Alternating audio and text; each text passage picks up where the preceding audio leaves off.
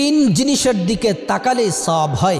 ইসলাম যে শ্রেষ্ঠ ধর্ম, সবচেয়ে সুন্দর ধর্ম, এই হাদিসগুলা পড়লে, এই হাদিসগুলা দেখলে কলিজা ঠান্ডা হয়ে যায়। আল্লাহর রসুল সাল্লাল্লাহু আলাইহি ওয়াসাল্লাম বলছেন তিন জিনিসের দিকে তাকালেই সওয়াব হয়। এক নাম্বার হচ্ছে কোরআনুল কারীম, আল্লাহর কালামের প্রতি যদি আপনি তাকান, দৃষ্টি দেন, আপনি পড়তে হবে না, কোরআন পাঠ করতে হবে না, কোরআনের দিকে শুধু দৃষ্টি দিলে, তাকালেই আপনি সওয়াব পেয়ে যাবেন। দ্বিতীয় নাম্বার হচ্ছে কাবা শরীফের দিকে যদি আপনি তাকান, আপনি যদি দৃষ্টি দেন, কাবা শরীফের দিকে তাকালেই সওয়াব হয়।